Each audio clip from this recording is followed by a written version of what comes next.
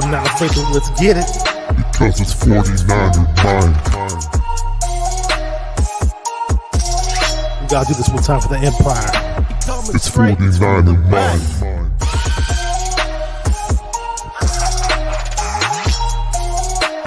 It's 49er mind. We gotta get that brick by brick done quick. 49er mind. Yeah, Yo, we can't listen to them haters, man. 49er mind. We from the Bay.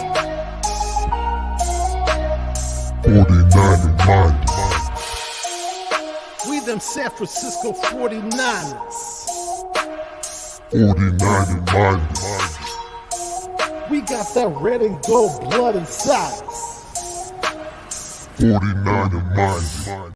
Oh yeah, freak out, yeah, I'm looking right into the video scope, and this is Macho Man, #1 Macho Man impersonator, past, present, future, yeah, and I'm here to tell you, you are watching 49er Minded with Bashar, yeah, the cream of the crop, dig it?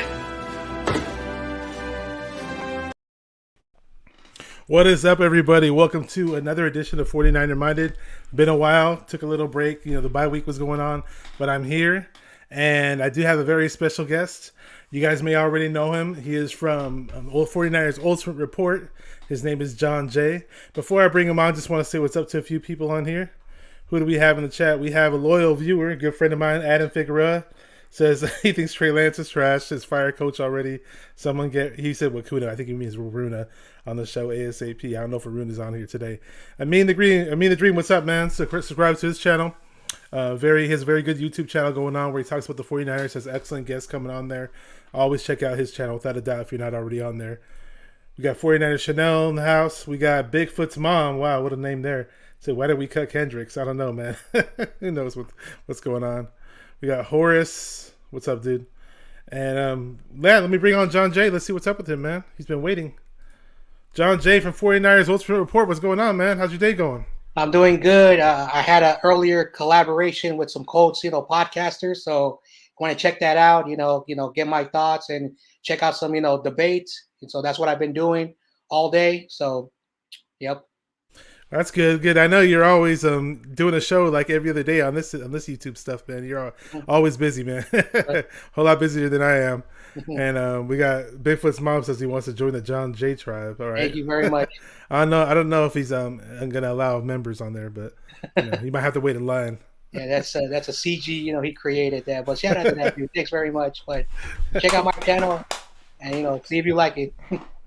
Oh yeah, that's that. So yeah, let's just get things started here. So you grew up in San Francisco, right? Pretty much been there most of your life. Yeah, and born and raised in the city. I've also lived in Daly City. I've also lived, in San Mateo County. I've also lived in Oakland. So I've lived like across the city, but most of my life I've spent in the city. But right now I currently live in Daly City, so I live out there. But I still hang out in the city whenever I get a chance. But yeah, that's where I'm from. So obviously you're living amongst 49er fans, but not everybody lives in the Bay Area actually is a 49er fan. Unfortunately, I've learned definitely that very well from growing up in the Bay Area. But was there any particular way that you became a 49er fan? Any influence out there? Any moment that you can speak of? Yeah, so when I was like around 4 or 5, around the time when they won the Super Bowl, I was very young and I was able to have vivid memories. And I saw this weird game, these players wearing these red jerseys, and of course I found out later they were playing against the Chargers. So my earliest moment of the 49ers was that game, but I didn't know what it was at the time. But around 96, 97, I started follow the team, and I really liked that sport. And I grew up around a lot of great athletes in my life, many of them college athletes, many of them also spend time working. Many of the people who raised me, who that I grew up with, worked at Candlestick or the Stick. And I remember with the 3Con Park days, all the name changes, Monster Park, and so going there in the summertime, always passing by Candlestick, knowing that there was a NFL team where I grew up, and also the great stories from the great people who, so at a very young age, I just loved the 49ers because it was part of the city, part of the culture, and the people in the city, loved, going out there. I remember my first tailgate. I think I was 10 or 11. We didn't go in the stadium because we didn't have a lot of money to buy tickets, but hanging out there, everybody was so friendly. People from, outside the city, in the East Bay, even people driving from the Central Valleys, even from the LA area, and even some people from Oregon driving to getting to see the different diversity. So at a very young age, I knew the 49er empire was really big. So those are my memories, of the 49ers and why I became a 49er. Did you get to enjoy the first that '94 Super Bowl? Do you remember it at all, or? Now I don't really have all the details, but I remember the jerseys, all that stuff, the people on TV, the people around me. And as I got older and I started to remember, like in looking at the history, then, I started to realize, the game when everybody was watching was the 49ers and the Chargers in a Super Bowl. But I wish I was able to have that memory, but unfortunately I don't. But I remember them playing. I didn't really give it a second thought. Sorry, I was muted. Yeah, that's cool. Well, I mean, hey, you're supporting the team through and through. You're definitely a big time diehard fan. So, I was spoiled when I first became a Niner fan. They were, they didn't go to the Super Bowl the very, very first year, but the next year they beat the Bengals in the Super Bowl, and I got to watch, Montana win 2 Super Bowls and Young win one of them. Mm-hmm. And I actually watched a little bits and pieces of the Super Bowl when they played at Stanford Stadium versus the Miami Dolphins, but I wasn't even paying attention to it, so that doesn't even count. I wasn't even a 49er fan back then, but I was spoiled early on, though. The team was really, really good early on, so I can't complain. But do you remember the first game that you said you tailgated when you didn't have tickets, but do you remember the first game that you actually attended and you had seats for, and you're, definitely hyped up to see them play at Candlestick? Yeah, it was 2003, that year that I think no Niner fans want to talk about. I think that was a 2-14 season, and we were way up at the top section. I don't know, 300, 400, whatever the top section were. And, like I would go there to watch a lot of Giants games. At the time, the Giants were ready to play at AT&T ballpark. And for me, it was a little bit different, watching the outfield with the bleachers out there, watching how the field was, walking around, and how the people, were like every moment. The fans were like, even when the team was losing, they cheered, they enjoyed, of course, the craziness that happens in the stadium. And it was so fun. And even though we didn't win, I forgot who we played because it was so long ago. But I remember it was in that season. I don't know what game I went to, but I remember we took a bus and we went all the way out there because my family never owned a car, and it was really fun, and just watching the game. And then I went to like 10 more other games from 2014 all the way to 2010. Unfortunately, I didn't go to the final season, but that's the earliest memory of me looking at the stadium in Candlestick Park that wasn't a baseball field, with those bleachers and how the football. And I remember the mound and the pitching mound. So, like, I think it was probably early in the year when the Giants were no, I don't even know anymore. Like it's all good. I remember they used to split the stadium with the San Francisco Giants, and you'd see the baseball markings on the field. Yeah. And I honestly used to hate that. I know there's plenty of Giants fans out there that love and support the Giants, but I used to just get super annoyed by that as a 49er fan. Yeah. Like, damn it, why do they have the damn infield, for the baseball in the 49ers games? Maybe they could have did it where the grounds crew could have worked to put grass. Who knows, man? Yeah. But Candlestick was awesome, man. I mean, a lot of great memories there. Been there multiple times. My first game that I went there was actually in 1991, I believe. Yeah, 1991 when we played against Detroit Lions and Barry Sanders, and that was a whole lot of fun. We got Pinor didn't know the show was on tonight, but hey, he's here now, so here we go. What's up, Pinor? Yeah. Well, I know you liked my Twitter link, so I assume you knew it was tonight. But he says hit that like button. Thank you. That reminds me, I got to put my banner up. I never have my banner up on here, so there you go. Yeah. There you go. They're finally putting it to use. Yeah. Pinor's in the house. Yep. Really good support of the channel. Who else is here? Oh, what's up? Michael Miller's here. It says the Braves win. Yep. So any experiences meeting any 49er players as a big time 49er fan growing up in the city? I've never ever stood in front of a player. I would always go my buddy was like his father was very, very lucky.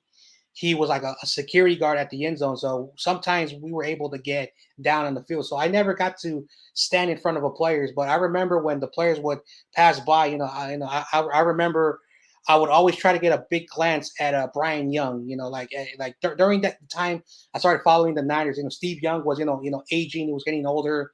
Jerry Rice, I think, left the team by then. So, Jeff Garcia, Terrell Owens, but I really liked Brian Young for whatever the reason. The dude was very quiet, didn't, he was never outspoken. And I was able to get a glance at him. Like, that's the closest I've ever, probably like 50 feet away.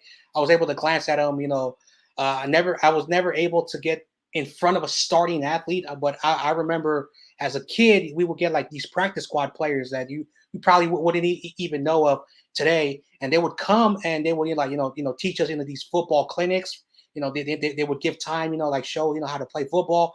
And, as a kid growing up, as an athletic kid, I enjoyed going to those clinics. Like, most of my friends were still watching cartoons. They were still watching, like those television shows. I remember there's what they call Pokemon, Yu-Gi-Oh cards, those, when they grew up, they did that. I was always the first of the line to hang out there. And then as I got older, like all these kids, the athletic kids, we did all the cool, athletic stuff. So going to these clinics, not just football, but even the baseball, the Giants, they did the same thing. We were able to meet a lot of these like lower level profile athletes, as a child.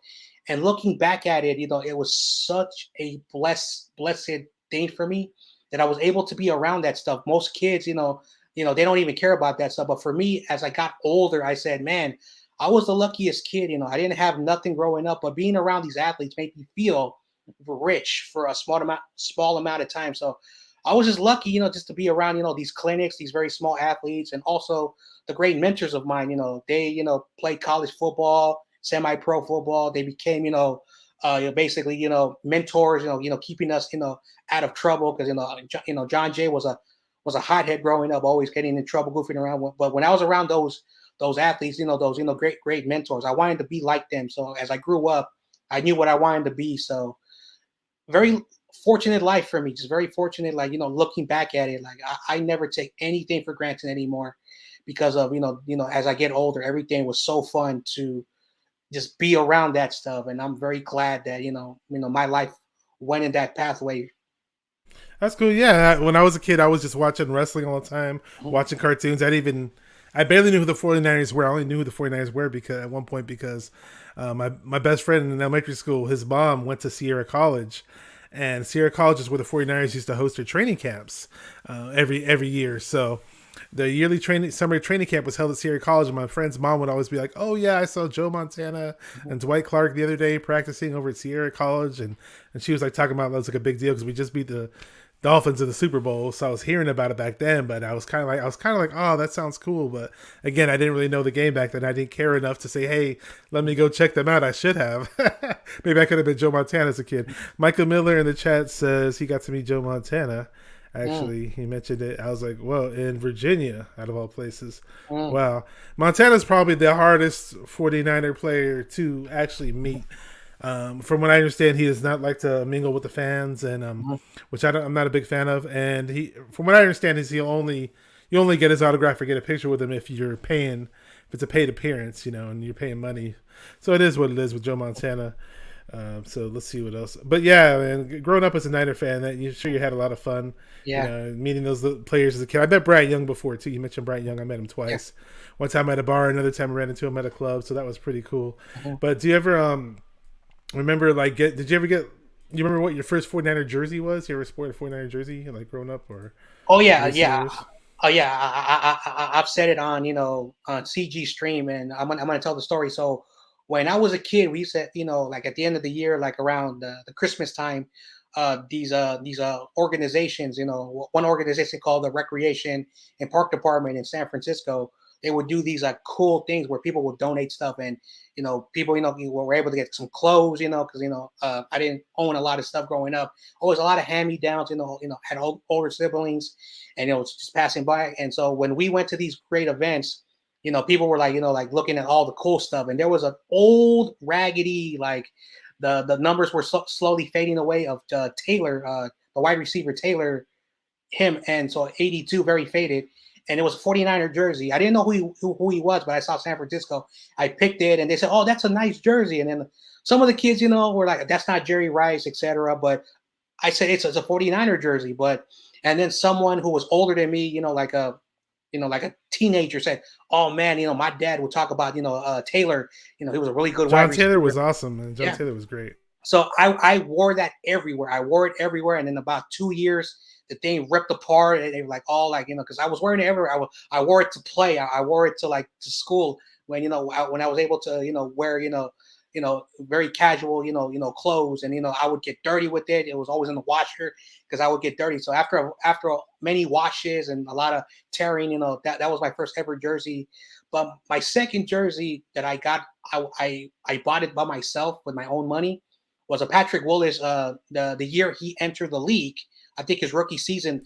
That color, that kind of like a dark red. Yeah, I love that jersey. I love that jersey, and I loved it so much. And I bought it very big, so I'm not a very big dude, so it still fit me, as I got older. But I had to sell it, in 2020, to get a little extra money. I wasn't working, but those are the two jerseys I ever owned in my life, and both of them.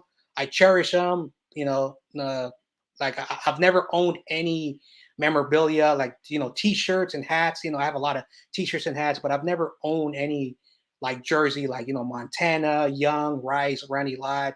Of course, I really want a Brian Young jersey, and hopefully in the future, I can, buy me a jersey. But that's a great memory, So like I said, I've been just very lucky that I've had these great stuff, and I cherish them all the way till you have to throw them away. Oh yeah. My Garrison Hurst jersey I had to toss because I washed it so many damn times. That was my first jersey, and the old jerseys didn't hold up in the washer and dryer so well. So we got 49ers first takes in the building. Says, "What's up, my pizza making homie?" At 49er Minded. His name's Aaron. 49ers first takes. Yeah, he's a very good YouTuber. I think he cracked over 2,000 subscribers recently, if I'm not mistaken. Yeah, or he hit some milestone. He's some big milestone. Yeah, he's doing a really good job. He's very unbiased. He gives you the truth in a very nice, respectful way. He never sugarcoats anything. He's a good dude. I love his takes, man. Really, really good dude. Yeah. He's he doesn't sugarcoat anything, that guy. We got CG Ruthless Sports in the house. Says, "Yo, what's up, man? How's it going?" And I told people in the chat to drop the questions because pretty soon we're going to start talking about this Colts game, and I'm going to address these questions once we get there. So whatever questions you put, don't think I overlooked them, because I'm definitely going to get to those. Just I like to ask some fan questions beforehand. And so growing up in San Francisco, somebody gives you $100. Where are you going to go eat? Let's see. So I remember I grew up in this neighborhood, probably those who live in the Bay Area, an area called Bernal Heights / Excelsior. I grew up there, most of my, teens, young, tweens around between 10 and 17. I used to hang out there, and there's a local park. There's a local park, from the recreation department. Those who have been to San Francisco, we have a lot of parks, and there's a lot of these great services. And I remember one year, I was 12 years old, little league, little exhibition, little league. We're playing baseball. We won, we won the championship, and up the block there's a street, called Mission Street. Famous Mission Street. Mission Street is a long street that goes from the Ferry Building all the way to Daly City. So it passes by Excelsior and Bernal, that area, which are two districts. A place called Giovanni's Pizza, owned by a very, at the time, a nice elderly couple. They were around, it was huge in that neighborhood. I remember the pizza slices were like $2, and they were good size. Basically everything was basically the owner would go get the fresh tomatoes from a local vendor in a nearby neighborhood. And so fresh tomatoes, fresh cheese, the dough, he would wake up, he would open his doors, but he would let people in, watch him, make the dough. And then around 12 o'clock, he started, cooking, and it was a neighborhood family environment. So I went there, after our little league baseball game, and the woman, a nice lady, she passed away in around 2010, and then the husband passed away 2 years later. They sold the business, so it's not the same pizza anymore. And I loved it. They were so kind. They didn't, they never asked for tips. They said, don't give us no tips. They were very old school, but people still gave them tips, and they never liked it. And the great thing about that place, that when it was there, like the kids would go there, and the woman, a nice elderly lady, would feed you. And I remember one time I went to pick up a slice and I left my money, and she said, no, no, no, no, no. So she took the tip, put it in the cash register, and she gave me a pizza. She said, no, you sit down, you eat your food. I know you're hungry. Gave me free soda, all that stuff. And then I brought the neighborhood kids who used to goof around, and they said, nah, they ain't gonna give us no free food. I said, trust me. So we go over there. She said, oh, you brought your friends. Let me make you an extra large pizza. You guys like pepperoni? And all the kids were like looking at me, and it was like so fun. It was so fun. And we would go there to get free food. She fed us. She was like a second mom to us in the neighborhood. So when we were broke and we were hungry, we would go there. All right, so right now I'm broke and hungry. I'm rolling with Jon Jay and going to Giovanni's Pizza to get some free pizza. Yeah. If I'm too lazy to make it myself. We're always talking about pizza out here. Yeah, I know. 49er Chicks. It's one of the underlying themes of this show. All right. So we got a game coming up against the. Oh no, hang on. Before we talk about the game, what made you start your YouTube channel? 49ers Ultimate Report. So when I started working around 18, 19 years old out of high school, this guy is like a foster father of mine. He raised me, he's from the Candlestick Park area, the neighborhood. So he was like a foster father. He got me my very first job, and he was a really good dude.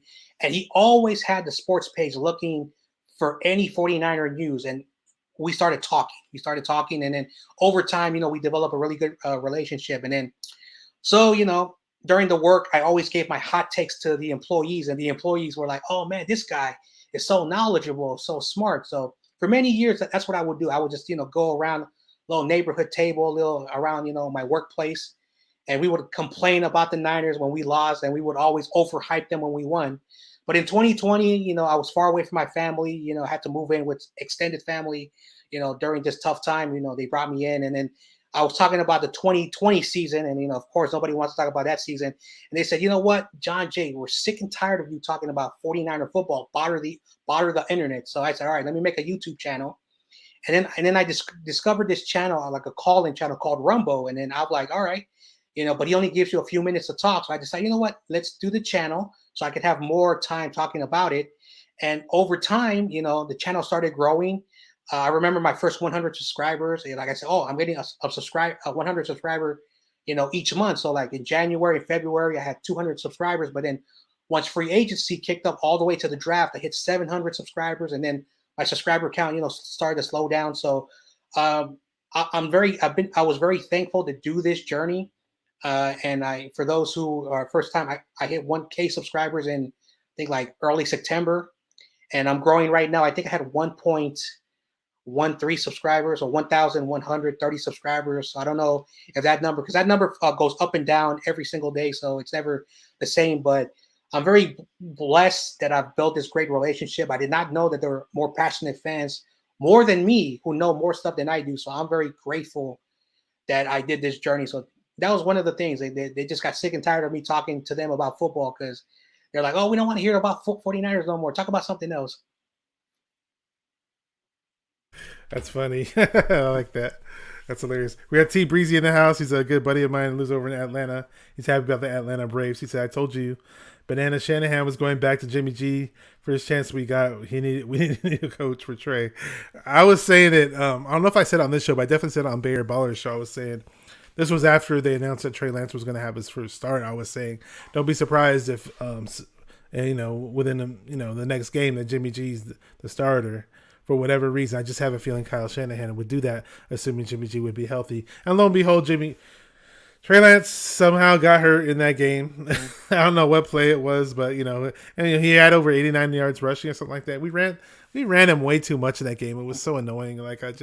We have two running backs, Trey Sermon and Elijah Mitchell, and here we are running QB draws the whole damn time. That reminds me, I have in regards to Shanahan, we got a little video that we need to play. Just a second. Shanahan. Shanahan.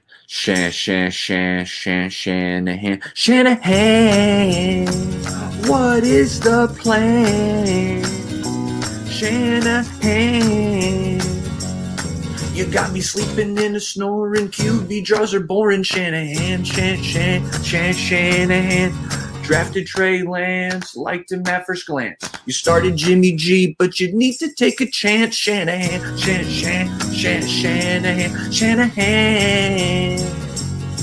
You got me sleeping in a snoring. QB draws are boring. Shanahan.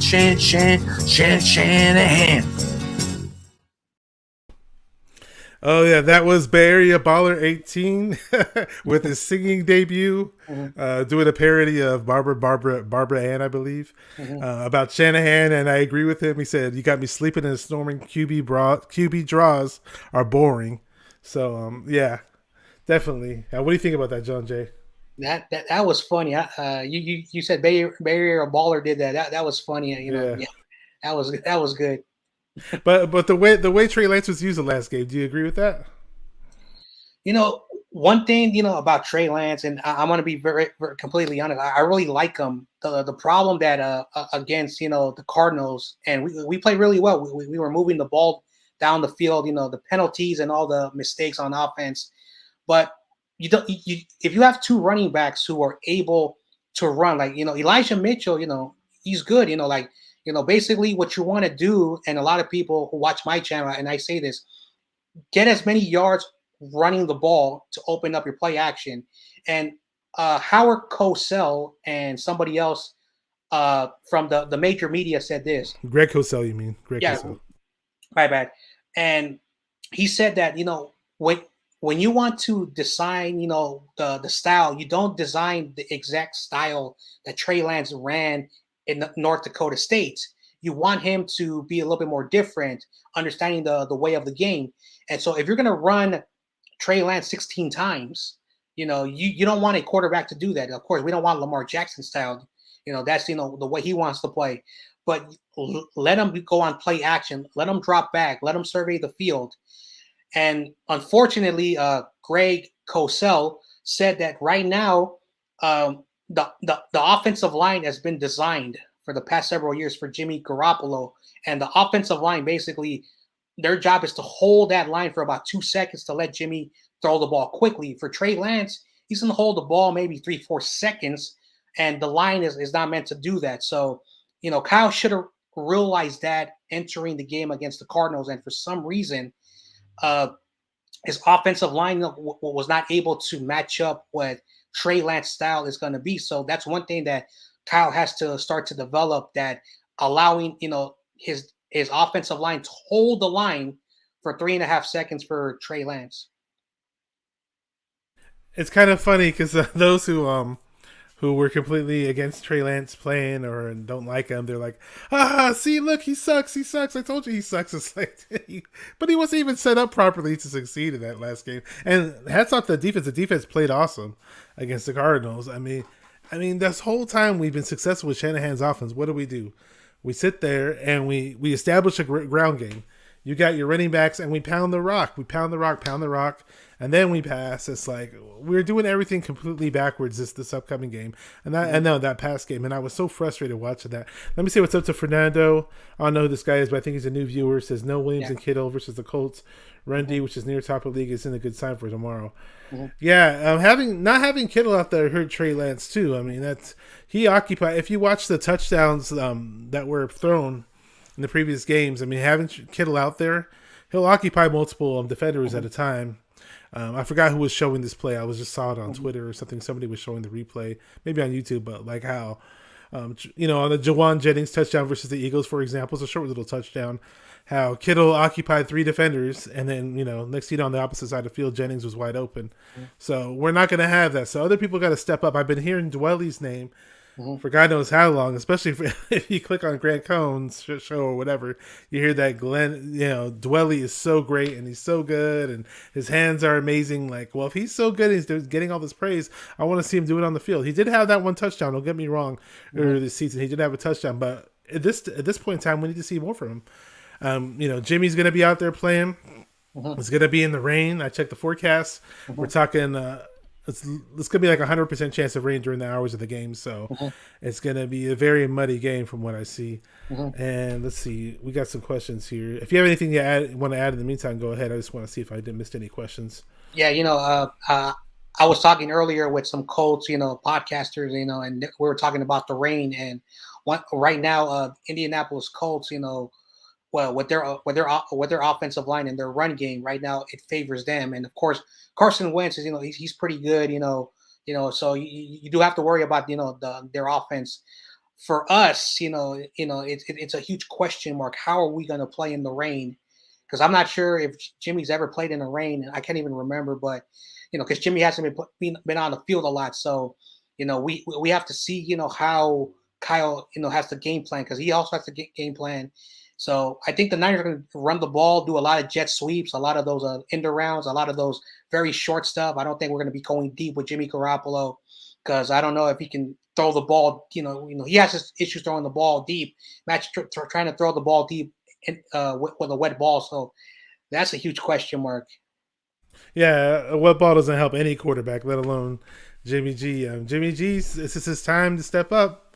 Especially for all those who say he's a lot better than I think he is, or others may perceive.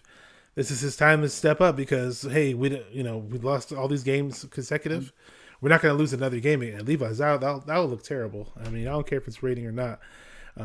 We have Bigfoot's mom said earlier. He said, "I hope Banks does start." We're talking about Aaron Banks. Mm-hmm. Interesting because David McNew asked a question. He said, "Is Aaron Banks going to make his first start tomorrow?" There was an article saying it would happen. I missed that article. I don't know who put it out, but if you can reference it in the chat, let me know.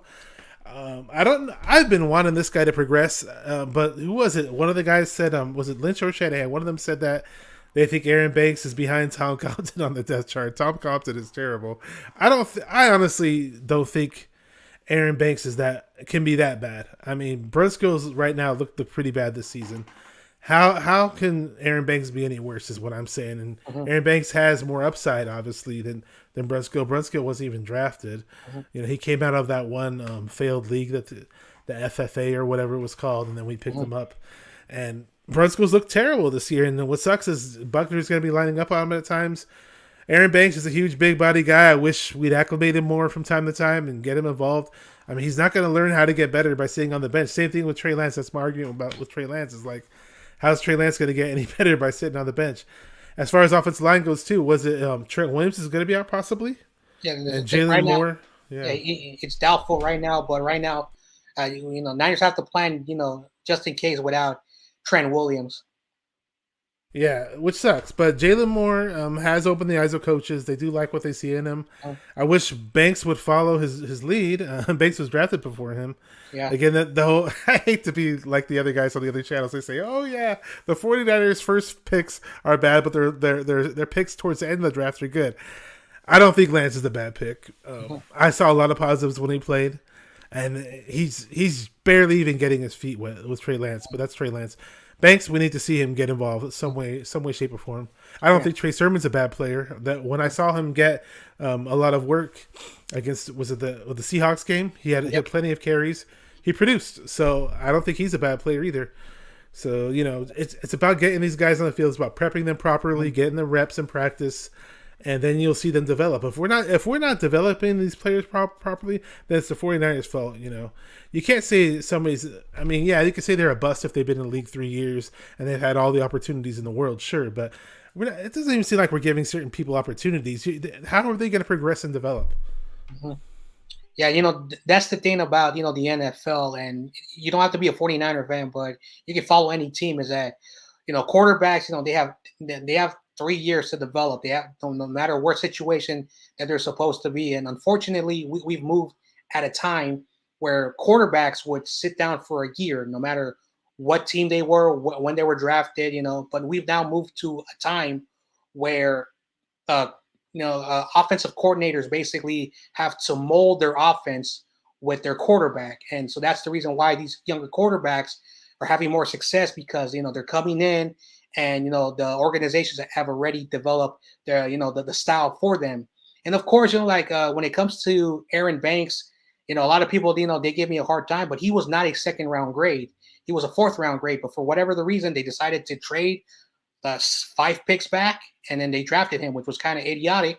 And then before the season started, John Lynch said, we might have to redshirt Aaron Banks. That's not a good sign when, your general manager is telling, the 49er fan base that we may have to not play our second round pick until next year, which is not a good idea. When it comes to Trey Sermon, he was also an overreach, but he's produced, when he's been on the field against the Seahawks.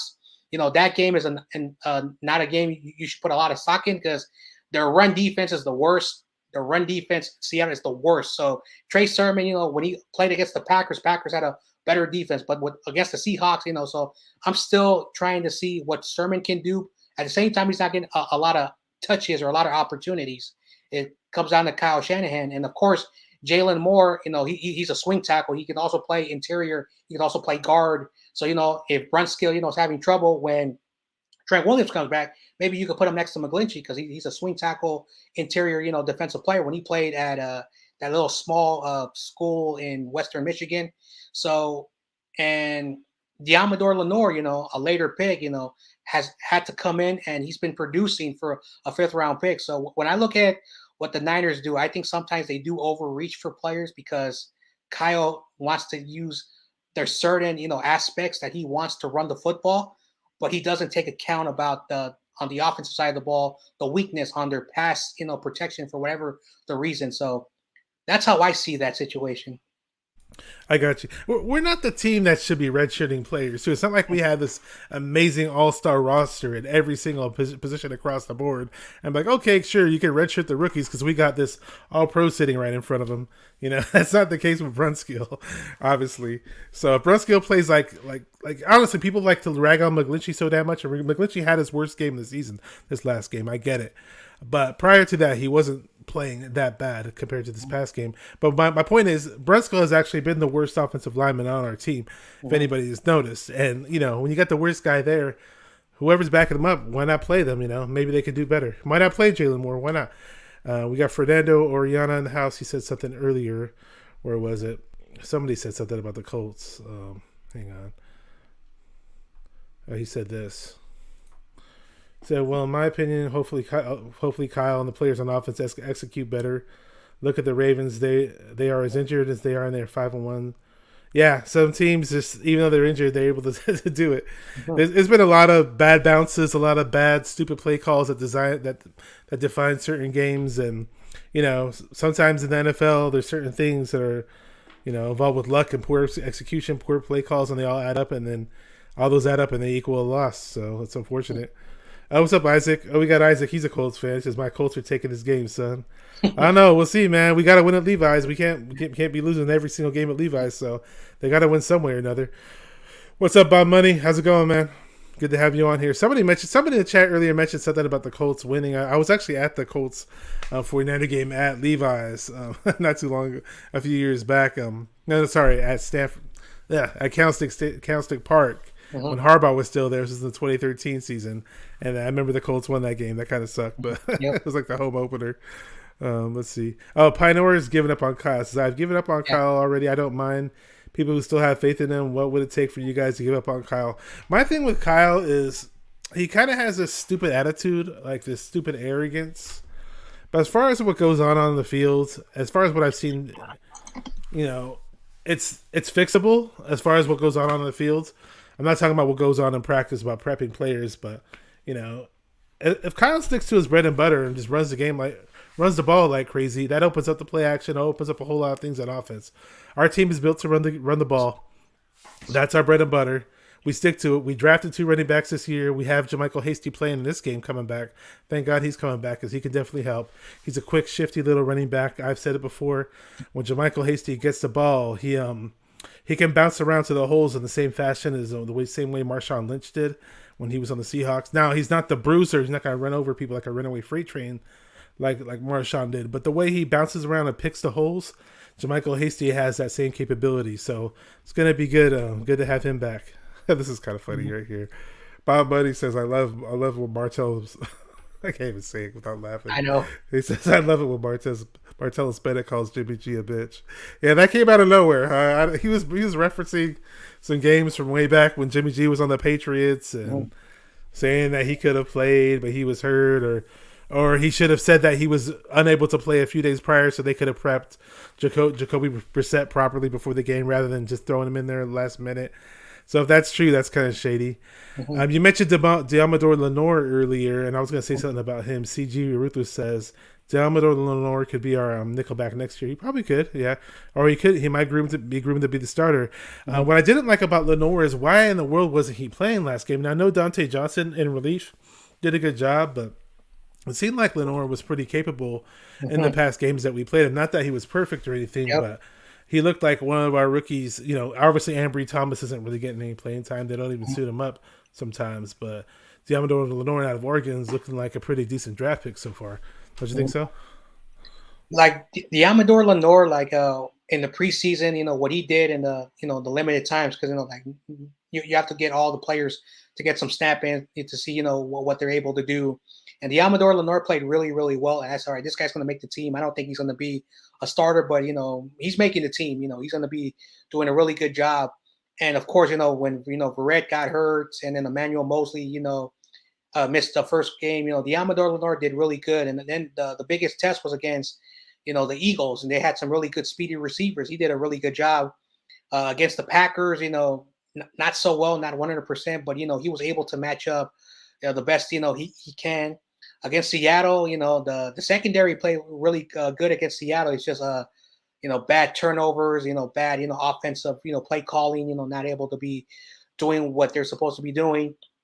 And against the Cardinals, I was a little bit shocked that Dante Johnson was being used a lot. And that's the thing I don't understand. Like, this guy is not good. Like, everyone says he's not good, and I don't know why he's on the team.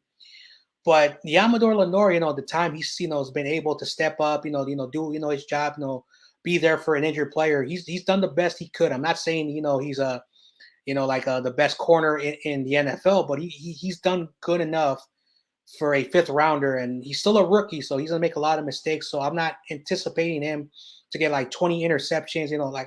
Have an outstanding rookie year. I just expect him to do really well, cover the players. And CG said that he could be a good nickel corner. He's a boundary corner. He's not a guy that plays like a linebacker and certain coverages. That's what a nickel corner is. They're like a hybrid linebacker type of like a safety and corner. But Diamador Lenore is a boundary corner. He basically goes with the receivers in the boundary. There you go. He's got it down. Pinor says, is Carson Wentz going to be MVP this year? He's played off of what this guy we know was an Eagles fan, BPS, Big Play Slang, was trying to say that Carson Wentz is having an MVP year. It's like, wait, he's not even in the MVP talks. Like, he's like, no, well, he's having an MVP type year. It's like, okay, whatever. But hey, he statistically, if you just glance at his stats, you would, Wentz isn't doing all that bad. He's actually throwing good touchdowns and doesn't have a big interception total. And, he's got – actually, you know what? We are lucky this week because T.Y. Hilton isn't playing, but Michael Pittman is their main receiver, so we've got to worry about him. And Wentz, for the record, has 1,545 yards, so he's throwing for a lot of yards. They did lose 4 games. I get it. He's got 9 touchdowns and 1 interception. That's an excellent ratio, actually, 102 quarterback rating. So I wouldn't call it MVP type year because they're not winning the games, but he himself looks like he's producing, Yep. We got to put a stop to him. It's not like we're just going out there playing, some garbage quarterback or anything like that. I never thought Wentz sucked. When he was on the Eagles, I always thought he was pretty good. But, so we definitely got our work cut out for us. The pass rush has to be there. Nick Bosa, D Ford, obviously. Is Javon Kinlaw going to play? I don't know. I mean, it's kind of up in the air with him. I tried to pull up the recent injury report. I didn't see it. Yeah, he's out for the game on Friday. I read about it already, so he's not going to be playing. So Street is going to be taking his spot. Contavious Street, I've always liked Contavious Street, actually. He's just a big, huge – he's one of the strongest guys on the team. Just, they call him Baby Hulk, and, the little I've seen of him out there, he's done pretty well. Let's call Pinor says Dante Johnson is a garbage corner. Actually, he did force that fumble out that we didn't take advantage of in that Cardinal game. I wish we should have scored a touchdown on that drive easily, man. That was so piss poor of us for not to do that. Jesse says, look, I give Kyle 2 years. If he don't look good with Trey, then fire him. He's got to develop Trey. I agree. We gave him that huge extension, so maybe he's got a 2-year timetable, and we'll see what goes on with that, assuming he does bad. But I definitely want Kyle to turn things around. I want him to definitely get Trey on the right foot. He's the future. We got to do it. What's up, Go Hard? He says, good buddy of mine says, I was really high on Ambry Thomas. I wasn't so much on Lenore. Crazy how this season has turned out so far, but I do see Ambry playing outside over inside nickel. Again, I wish I could reference this properly. I was watching some podcasts. I watch so many of these things, and sometimes I forget. Usually I remember who says what, and I'm able to reference and quote them. But, this might have been from one of the Twitter spaces. It's probably from one of the Twitter spaces, Niner Nate, that runs it over there. He was saying that the 49ers plan, now I remember it was from Niner Nate. He was saying that the plans with Ambry Thomas, for whatever reason is, they want to do that red shirt crap with him too, for whatever reason. I forgot what it was that he told me, but they do like him and they do see a lot of potential in him, but they don't want to rush him into the NFL for whatever reason. At one point, Ambry Thomas was actually doing pretty good in camp and looking like he could step in and be the third corner or something, according to people that were watching him in camp. I don't know why it went backwards from there. But, I still haven't given up on the guy. He's a fast, athletic guy, and maybe that year off of football has kind of slowed him down a little bit when it comes to certain things in terms of being on the field. But hopefully he does catch up to speed eventually, though. We need that from all our rookies.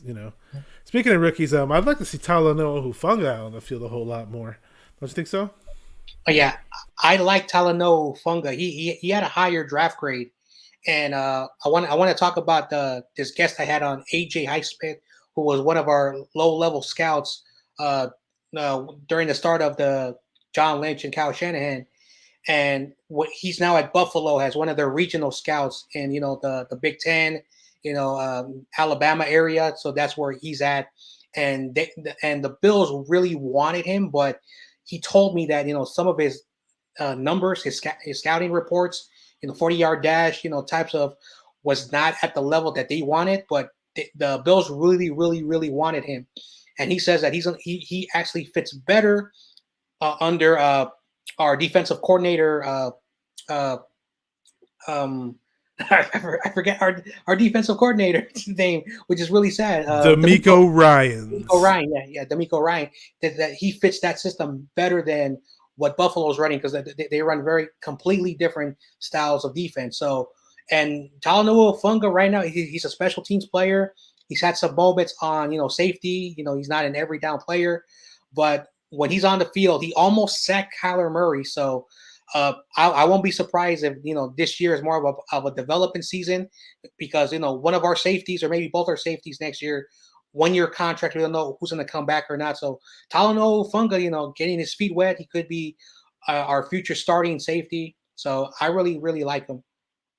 Yeah, I've liked what I've seen from him so far too. And the funny thing is, I remember him coming out of the draft. People were like, "Oh, look at his 40 time. He's slow. He's slow. He's slow." With me, I want to see that player on the field.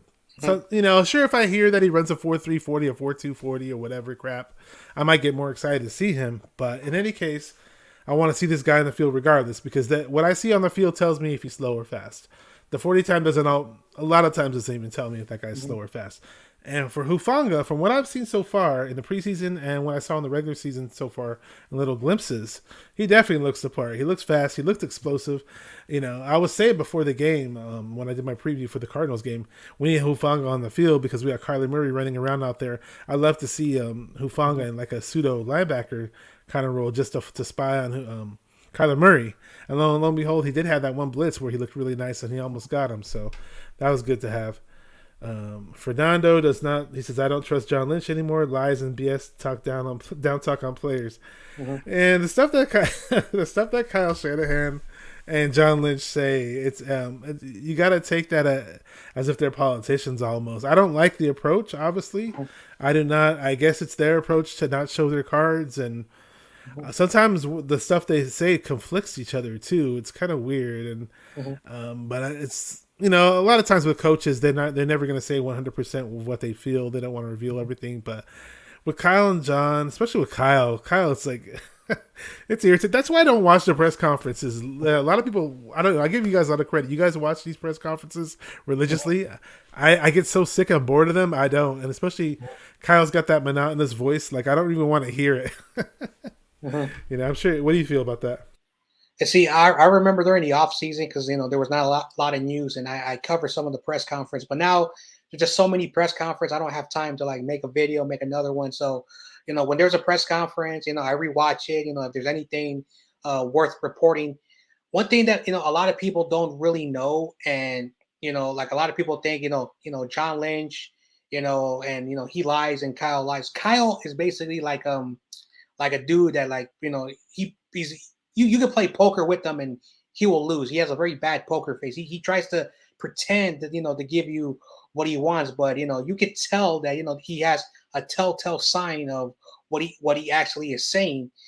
For those who cannot find those ticks, when he says that he likes Jimmy Garoppolo, there's a certain extent like where he does tip his hat, and he says that he likes Jimmy Garoppolo, and he basically has made a big point that he still is in a transition from that pocket passing quarterback. So that's a little signal that it's gonna take a little time for him, and that's why he's been saying all year, Jimmy's the guy, Jimmy's the guy, Jimmy's the guy, because he has to learn how to mold Trey Lance into the quarterback he really wants. So that's one thing. And for those who don't see that that little tilt, that little lie that he does, it's hard to tell, but you have to listen to it very closely. When it comes to John Lynch, I think John Lynch goes a little bit too far, especially I uploaded a video on my channel where how dare you say that you put too much high standard on Brandon Ayuk? You have to be really careful. Don't say that. And he says because what he did last year, so we hold this guy as a first round pick. And as a first round pick, you want your first round pick to live up to the hype. But John Lynch has been a little bit critical, and then he also dumbed it down a few days later. That no, what I meant to say last time is that Brandon Ayuk has really great progress. He was hurt. So John Lynch sometimes shows what he sees. He shows his cards, but it's hard for us to interpret what he's trying to say. So I'm not saying that they lie to the fans. Is that I think John Lynch tries to be as transparent as possible, and sometimes he gets a little bit of his signs shown. Kyle tries to play this poker game, but you could tell that he's not a really good poker player. So that's how you have to look at Kyle. He's a bad poker player. What he says, take a little bit from a grain of salt. So take a little bit what he says seriously, but not everything. When it comes to John Lynch, you have to actually diagnose what is true and what he's actually making a mistake. Yeah, I got you. I'm going to agree with this guy. I think it's raining outside. I hear all this. Yep, it is raining outside. I hear all this crazy noise where I live. Anyways, Fernando says, I'm sorry I'm upset about what Lynch said about Ayuk. Oh, yeah, I did not like the way Lynch was going to the media. And just a way, not even what they say, because what they say in terms of the media isn't the biggest thing that bothers me about the whole Ayuk thing. It's what we see on the field and the fact that we're not making a point to target him. Because every time we have targeted him, he's had a lot of success. So we have this weapon out here. You can't just keep throwing a Debo the whole damn time, especially if we want to be a team like the Colts, for example. And with this damn losing streak that we got going on, it's proven that we're doing the wrong thing. Ayuk, in my opinion, could be just as I thought Ayuk was better than Debo last year. He seems like a more complete receiver, but Debo has turned it up and he's stepped up big. I'm happy for him. But hey, we need to get Ayuk involved just as much as we did have him involved last year, especially if we want to win games and score points. I don't get what I don't care what they're saying now. I just want him on the field. Talk is cheap. I want him on the field, and I want him being targeted. I don't want to see Travis Benjamin getting targeted or whoever else. But there are other receivers that we do have. Bigfoot's mom said hopefully Jennings gets more involved tomorrow. He is good. He's not been used correctly. I agree with that. CG's a big Jennings fan as well. Jon Jennings is a bigger red zone threat, and he can move somewhat. Bigfoot's mom's going to be at the game today. It's his first game at Levi's tomorrow, actually. So good for him. CJ Ruthless says, I feel like Ayuk isn't getting a fair chance. I hate how the front office doesn't let him play. Then why bother drafting him high? Why bother trading for him? We traded up for the guy. Yeah. It's silly, man. Anyway. And Pinor says, is there any evidence that Kyle can develop Trey Lance? Or are you guys just hoping he's able to develop him?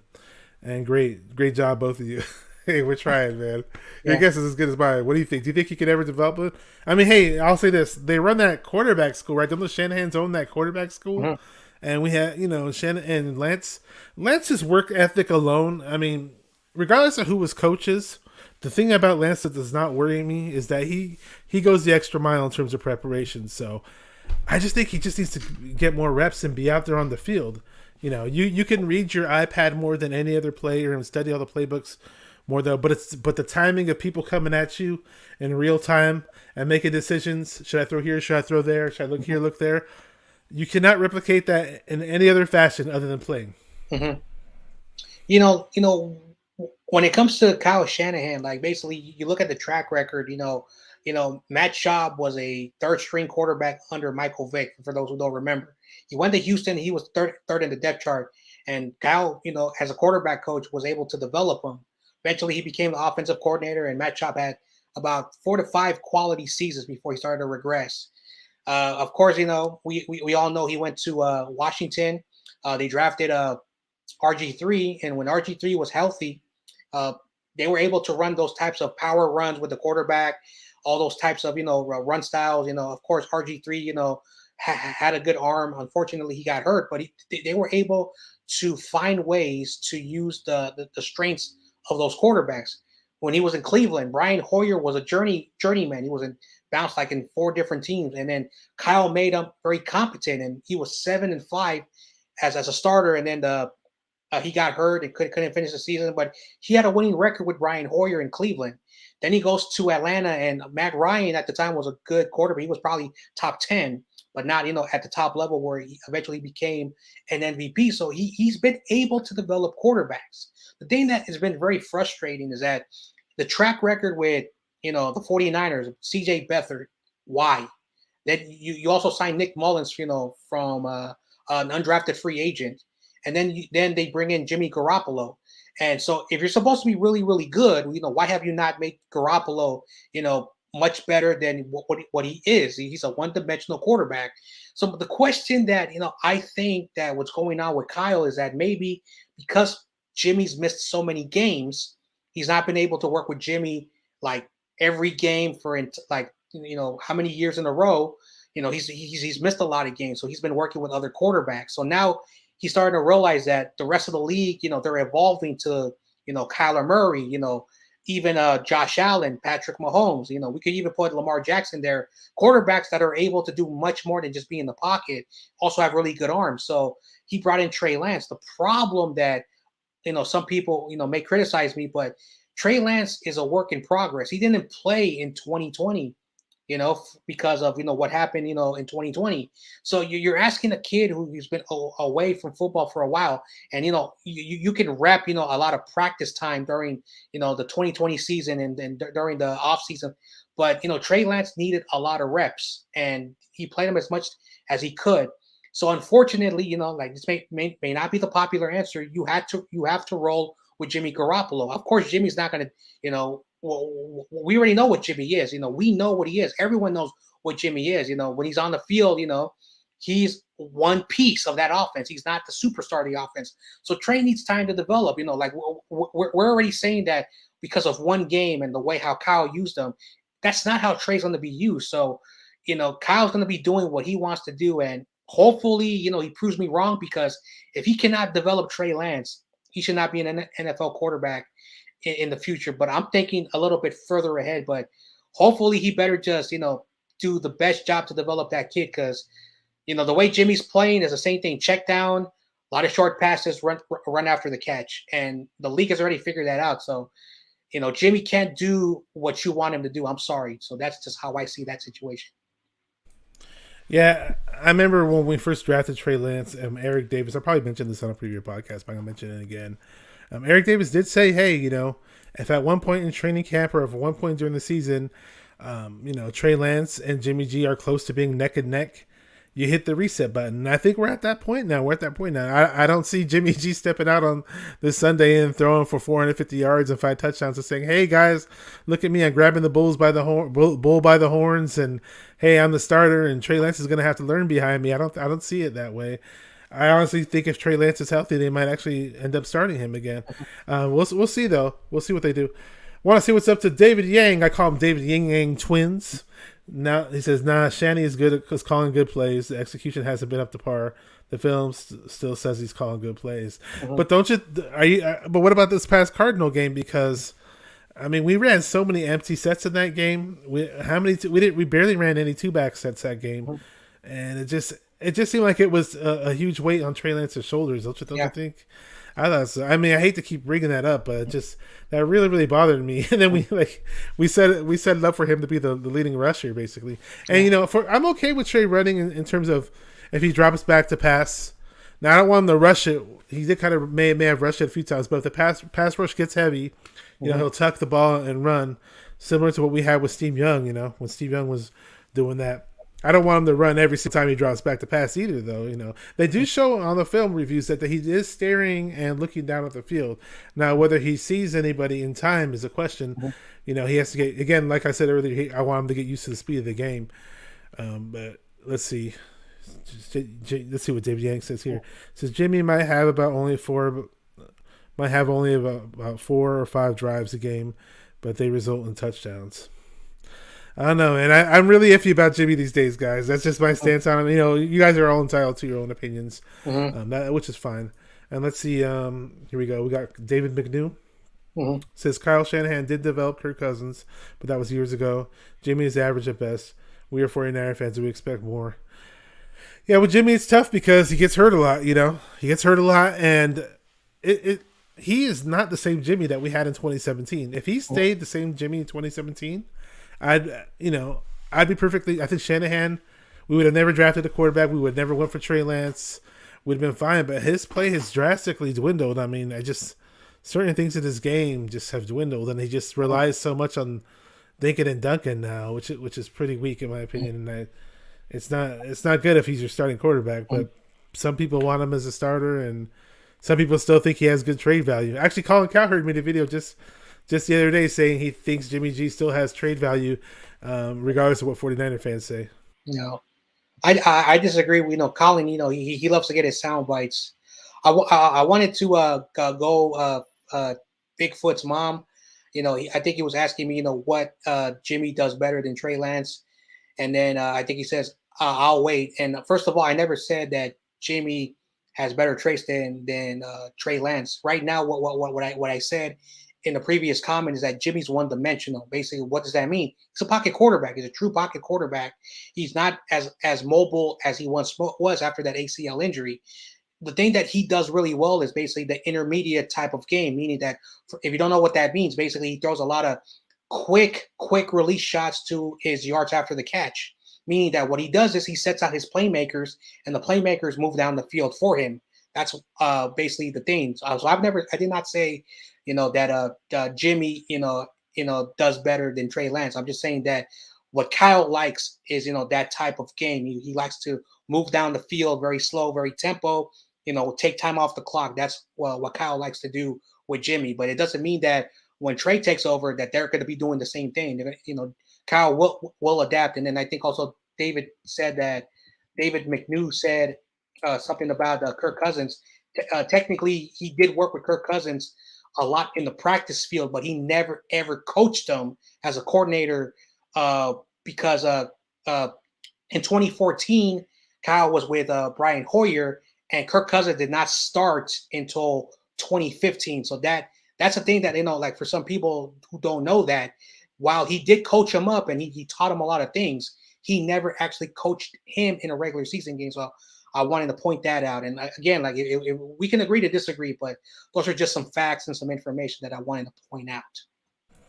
I got you. I think Bigfoot's mom might have been mentioning that towards somebody else, because I know he's a big he's all about getting Trey Lance on the field. Mm-hmm. Oh, he did type it. He said, "Jon Jay, tell me what Jimmy." He did type it. Yeah. Tell me what Jimmy G does better than Trey Lance. Oh wait. Yeah. Okay, I think he was just trying to challenge you and trying to be funny. I know he's not a big Jimmy fan. I know, but we can agree to disagree, man. Like I said, I'm not here to Well, he said Jimmy G can't throw the ball over 20 yards. He don't know the playbook. That's what he said right there. I think he was just pulling your leg right there. Oh no, that's true. He actually knows what he's saying. Basically, the 5 to 15 yard intermediate. When you watch a lot of Jimmy Garoppolo, the ball is always caught between that 5 to 15 yard window. Very rare have you seen Jimmy will throw beyond the 20 yard marker, but I've seen a lot of throws in 2019. I don't watch highlights. I watch the tape, and Jimmy really does do really well in those intermediate, that 5 to 15 yard window. So it doesn't mean that every throw is 15 yards. Basically, I'm saying that sometimes it's 5, once an occasion 15 yards. So I'm not saying that Jimmy throws 20 yards every pass. So, but I agree. Well, I agree with what you say, and we can always agree to disagree, man. Like, we're 49er fans. That's one thing I love. I'm a person that never says that you're wrong or I'm right. We all have different things, but I do my homework, I do the research, and I just present it. And that's just how I do. My show, and it's okay. Like, we all have different opinions. I know Piner. We used to bump heads, but now I like the dude. He's very critical. He doesn't like Jimmy Garoppolo, but we coexist, and I love that. Coexisting is all that matters, because we do want. Hopefully, we all can agree that we want to get that sixth, title very soon.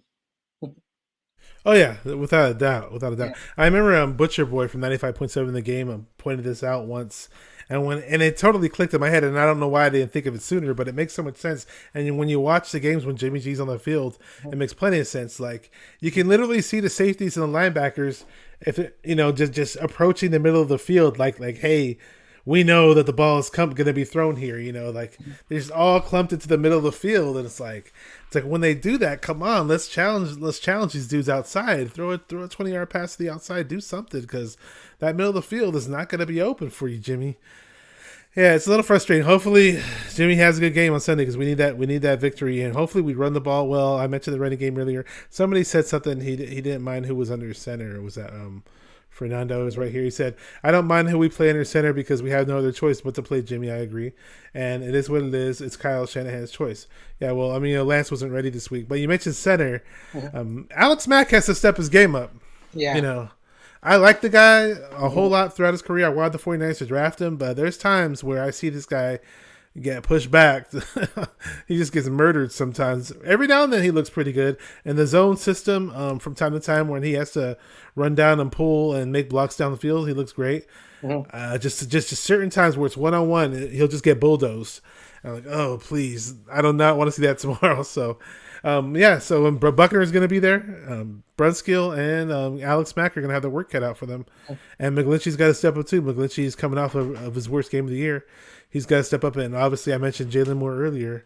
It's going to be a tough test for the whole O-line in general. So Shanahan better come out with a game plan to make it easier for them, without a doubt. Yep. David Yang's pretty much saying what I'm saying. They all need to step it up, without a doubt. Yep. Let's see. So we're already past the hour mark. I just want to wrap it up pretty quick and have my final questions. Let's see. Here we go. So who do you think is going to score the first touchdown for the Niners? Let's see. For the first touchdown, so basically this season, like, it's been always like a very weird, like the least expected. Like, who would have thought in week 1 Trey Lance would throw the first touchdown pass to Trent Sherfield, and then against the Seattle Seahawks, who would have thought that Ross Dwelly would score the touchdown against the Seahawks? So for me, I'm going to continue to go out of the box, and I'm going to say something. Deebo Samuel, he scored against, so that was probably a little obvious, that he was probably going to score. I think that the Niners are going to run the ball, and probably the first touchdown will be the running back. And I'm going to say something, and I know, I'm not a huge fan of Trey Sermon, but I think maybe Trey Sermon, will probably be the first guy to score a touchdown, either running the football or catching the football. Yeah, that's my opinion, what I think, because it's always been outside the box. Like, against the Eagles, the first touchdown was Jawan Jennings. So, I think outside the box, because this year, our very first touchdowns have been players that maybe nobody really picked. I was gonna say Trey Sermon too. I just have it in my. We're always getting up to the 1 yard line, and we always have to punch it in that fashion. I just think Trey Sermon will probably get like a 5 or 3 yard touchdown or something. I see him get. I like the way he runs up the middle, and Elijah is awesome in the outside zone. Fernando Oriana says, "Have a good night, y'all. Great show. Thank you very much. Appreciate it." Says like and subscribe. Really appreciate it. Wish I had a soundboard so I can hit the button and do some cheering noise, or maybe I'll pull up a video one of these days and have somebody do a short little dance as a token of appreciation for whenever anybody says that. But thank you for coming on. Do you have a score prediction for us there, Jon Jay? Yeah, so I made a score prediction, when I did my live stream earlier in the day with the Colts, And unfortunately, I want the Niners to win. I want them to win so bad. The problem is that when it comes to the offense, I'm very, very nervous. It's going to be raining, so I don't know how our offense is going to look like. If there's a large possibility that Williams won't be playing left tackle, so we might have to get Jalen Moore. The Forrest Buckner, this is his game. He's coming back, so he wants to play really well. Our offensive line isn't at the level that I wanted. Jimmy, better play well. But just like I told the Colts guys and any 49er fans, you can get mad at me. But to be realistic and to be honest, I don't think the Colts or the Niners are going to be up in the 30s because the game's going to be, very, very, I think it might be much closer. But I do think the Colts will be able to put 24 points on us. And the 49ers, unfortunately, will lose by 7. So I have the score of 24-17. I hope I'm wrong. But like I said, the Colts, their record does not, indicate it because their numbers on defense and offense, they're much better than us right now. So we'll see what happens. But that's my prediction. Okay, I got you. I have it being a close one. I don't have us looking spectacular on offense, even though our offense needs a bounce back game.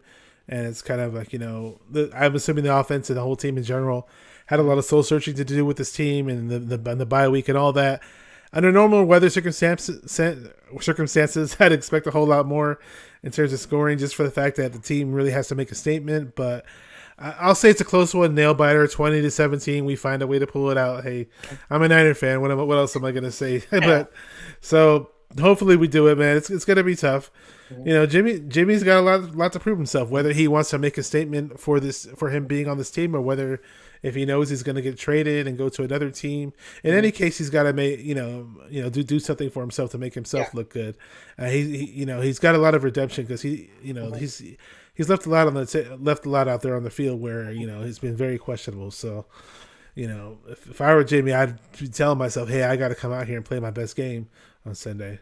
So we'll see, man. And before we go, man, and anything thing that you want to say to the people in the chat, people watching about your channel, and you got your Instagram page and just where people can find you on social media. I do have your links in the video description as well. But just anything you got going on with your channel and in the future, go ahead, let the people know what's going on.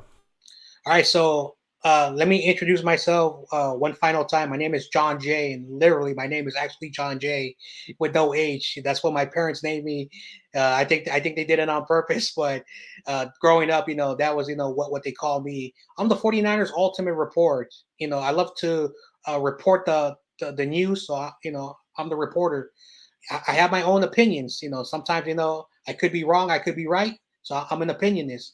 I love to analyze game plans, certain situations, so I'm an analyst as well, but I'm a fan first. So I'm a diehard fan. So that's my moniker, 49ers Ultimate Report. I'm Jon Jay, reporter, opinionist, analyst, and diehard fan. And I have some really great content. I'm trying to bring in some really great guests on. I have my new Saturday series where I'm going to have a representative of a team. So next week I'm going to have the Bears fan. The following week, I think we play, the Cardinals again. I haven't looked past the Bears yet. I'm going to have some really great guests on. Rams. I'm going to have some probably some same guests like the Seahawks fans and the Rams and Cardinals fan.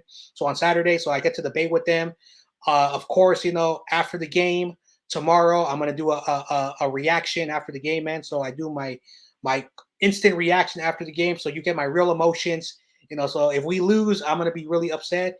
And on Monday, I bring in 49er content creators or 49er fans, and we talk about the game, the 24-hour reaction. So I have some really good guests on. I sometimes am by myself. And of course, I got some good content. I always keep you up to date on the 49ers Ultimate Reports. Great stuff coming on, great, things going to be hopping on. A lot of major announcements near the end of the year. Also, you can follow me on Instagram, 49ers Ultimate Reports. You can check out the stuff, all the latest stuff that I post on there. You can also contact me if you're a 49er fan or if you're a content creator, you want to collaborate with me, you can hit me up as well. You can also go to my page. There's a little private email. If you don't have any type of social media, if you want to collaborate for any small YouTubers. I like working with YouTubers. I also like working with the fans because I'm a little bit different. I like to interact with my fans. I interact with them as well on my channel. I'm not the expert. I'm not perfect. I make a lot of, errors, because as I mentioned, I'm just one YouTuber. But I also want you to check out this guy, this guy next to me right here, 49er minded. He knows what he's talking about as well. So just don't forget. So if you're new and also this is your first time, check out his channel. He also has some really great guests. He had a former NFL player, and he also has all the 49er content creators as well on his channel. So that's what I want to say. And again, thanks for having me on. Oh, you're welcome. You had Steve Weiss from NFL Network on, didn't you? Or is he on NFL Network? Yes, I've had Steve Weiss on. I've had AJ Highsmith. I had Al Sacco. He's a beat writer for Mike Schumann. Mike Schumann, former 49er Super Bowl winner. Yeah, and of course, I think a lot of you guys know the Beast Rider. He was my first guest on. So I've had 5, guys who have experts in NFL, and of course, all my other great content, collaborations as well. So I've had a lot of great people on. I've been very blessed. And of course, as I mentioned, I've just been very, very lucky. And I love doing what I'm doing. And of course, just like I tell everybody, you can never please everybody, but, I do the best I can. And I want to say thank you for all the people who've supported me, especially you, man. So thank you, everybody. Thanks, man. Thanks for coming on. I just want to say before we wrap things up, I just want to shout out everybody in the chat. I pretty much said everybody's name. I appreciate all you guys watching the show. You guys help make the show flow. If I don't have my notes up on my screen and I forget what to say next, I just glance at the chat and boom, we got another topic to speak of. So, the show can't be done without you guys. So remember that. George Bailey 2.0, never heard of this guy before, but hey, welcome to the stream. Welcome to the channel. Says, we got this game. I see a lot of outside runs. Yeah, that'd be nice, wouldn't it? We should have did that against the Cardinals. But with that said, though, man, I always have fun doing this show. Thank you guys for coming on 49er Minded. Remember, this is 49er Minded, where we get into the minds of 49er fans. Keep repping those 49ers and stay 49er Minded. Peace!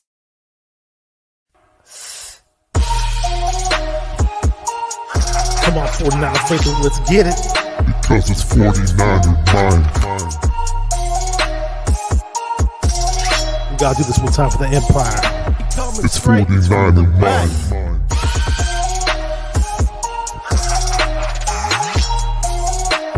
It's 49er mind. We gotta get that brick by brick done quick. 49er mind. Yeah, yo, we can't listen to them haters, man. 49er mind. We from the Bay. 49er mind.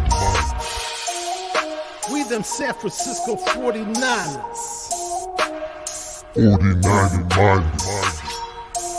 We got that red and gold blood inside us. 49er mind.